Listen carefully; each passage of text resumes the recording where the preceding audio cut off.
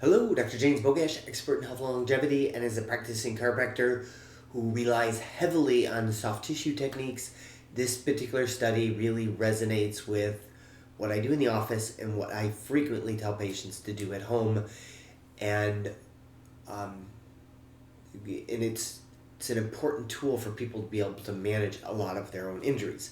But before I go into this study on Achilles tendinopathy or Achilles tendon problems, make sure you like this video, share it with somebody you think needs the information, and subscribe to the channel. So that being said, Achilles tendinopathy, tendinosis, tendinitis, whatever you want to call it, even though the itis is usually not as prevalent as we think it is, it sucks. And worst case scenario would be having an Achilles tendon rupture, which I will tell you that will ruin your day and month and several years, and it can really affect the function of that ankle forever.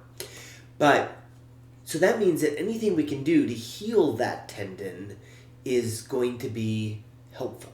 The problem is that the musculotendinous junction right there in the middle of the doesn't have a really good blood supply, so it doesn't heal really well on its own, and that's why it leads to ruptures. This is where I would also add in that steroids are generally a very bad idea for this, because even a single injection can forever weaken those soft tissues. So not something you want to have done once, and certainly not 20 times over the course of several decades. So in this study, looked at 72 people, followed them for 4 weeks, and they had them do myofascial release, so soft tissue techniques to the calf muscles, the Achilles, the gastroc, which is, most of them are designed to increase blood flow to an area to get it to stimulate healing. The other group did myofascial release with eccentric based exercises. I'm a very big fan of eccentric training or eccentric exercises. Basically, an eccentric muscle or eccentric contraction is a muscle lengthening while it's contracting. So, if I gave you a 50-pound boulder and said don't let it hit the ground, it's going to, but your muscles are contracting while the muscle is lengthening. This has well been shown to increase what's called granulation tissue and stimulates healing in injured tissues. Probably most of it started in the Achilles tendon, and those are generally very easy to do and quite easy to find how to do those eccentric exercises on YouTube or anywhere else that you would look. This also, as a side note, if you're in the gym, the concentric phase, like let's say you're doing a bench press, the concentric phase is pushing the arms up. The eccentric phase would be bringing it back down.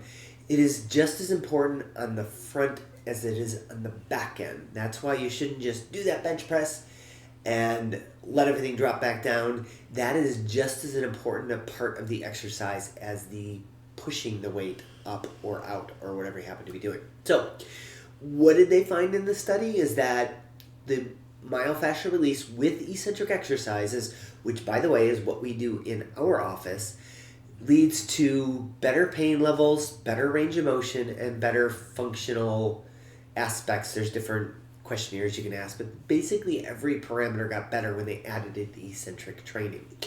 This type of training also works with other hard to heal muscles like rotator cuff, supraspinatus, whatever else it would be, groin pulls, hamstring pulls, things that have a tendency to heal slowly and probably not really well at all without any type of correct exercises to strengthen it.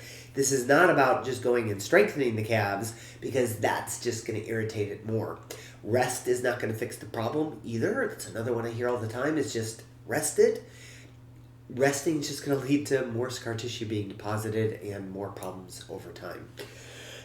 So, that's not a good option. Look for somebody who does myofascial release and is competent with it, whether it's with Graston or instrument assisted, ART, something along those lines, and it will give you eccentric exercises to do at home.